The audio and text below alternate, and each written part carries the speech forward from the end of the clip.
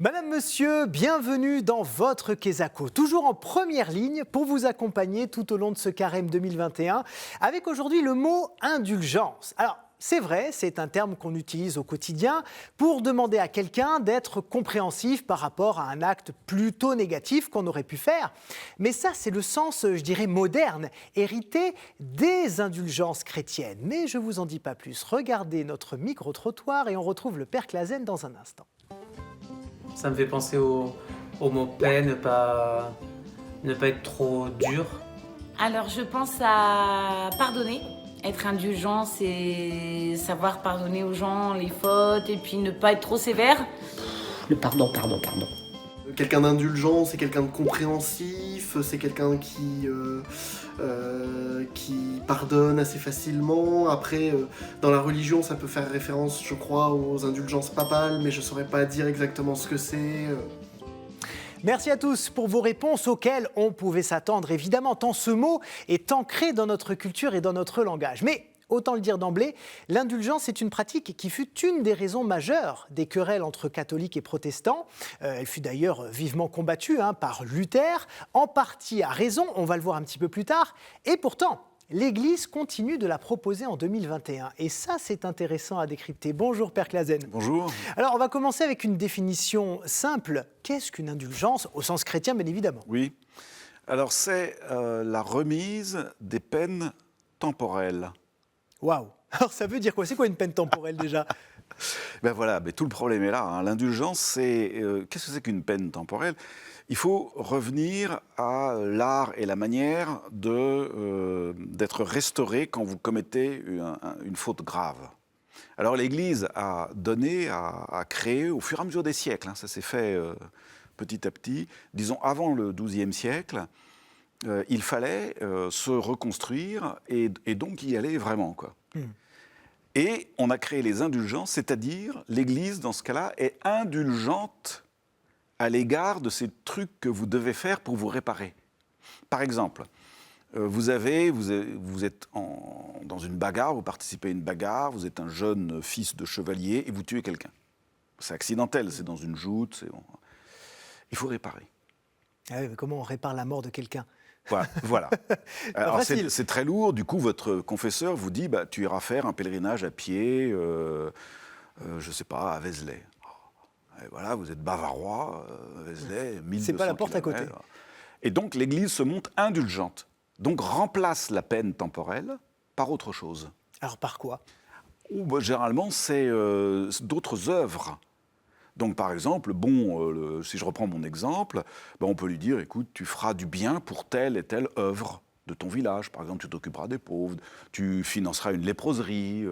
Et c'est à cause de cette question du « tu financeras une léproserie » que l'argent a commencé à rentrer dedans. Alors voilà, parlons-en, c'est ce qu'on appelle la simonie, 12e, 13e siècle. Alors même que l'Église met en place tout un tas de choses pour justement pardonner les péchés, il y a toujours quelqu'un qui arrive à renverser le système et donc on achetait des indulgences, c'est ça? Et voilà.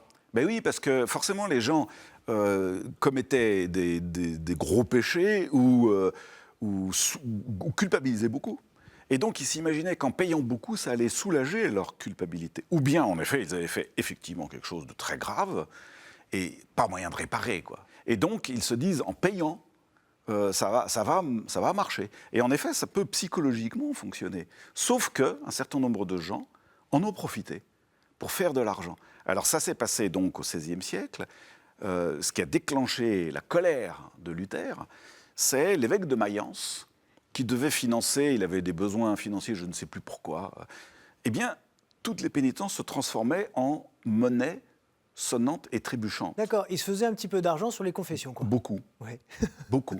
Et les confesseurs ont joué ce jeu-là, et il y a eu même un prédicateur qui a prêché les indulgences dans ce sens-là. Alors là, c'est vraiment un détournement. Ouais.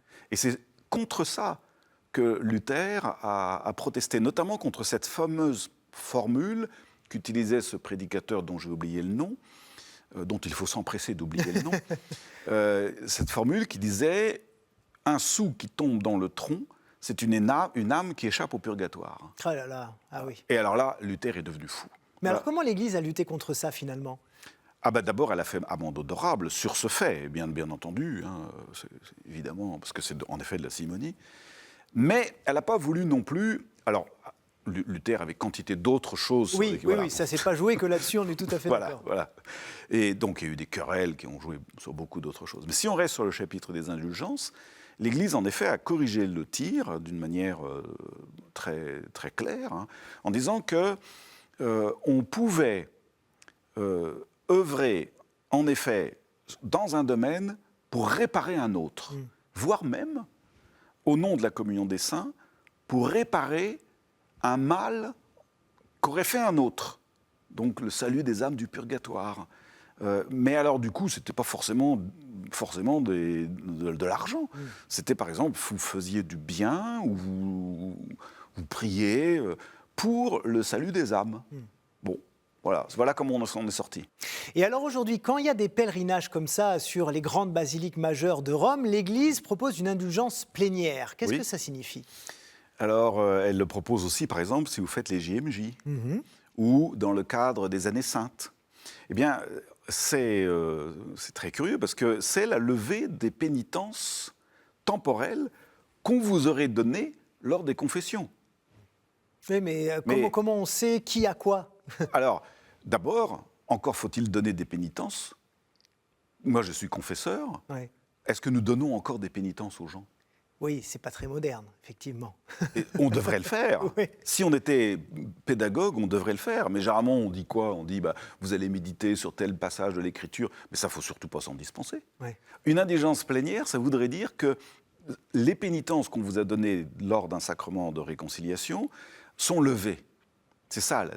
Oui. Mais aujourd'hui, comme les pénitents ne reçoivent plus de pénitences... Alors, quel sens ça, alors ? Plus grand-chose. Plus grand-chose. C'est symbolique, alors ? Alors, en fait, c'est actuellement, pour dire les choses le plus clairement possible, c'est l'art et la manière de reconduire les gens à des pratiques de dévotion ordinaires. Oui. Des pratiques de dévotion qui reconstruisent la personne chrétienne. En fait, c'est ça.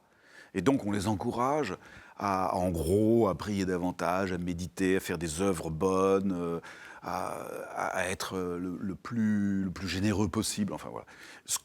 À mon avis, c'est la vie ordinaire du chrétien. Merci beaucoup, Père Clasen, pour tous ces éclairages. Et puis merci à vous, chers amis, de nous avoir suivis. On se retrouve avec un immense plaisir la semaine prochaine, bien sûr. Ciao.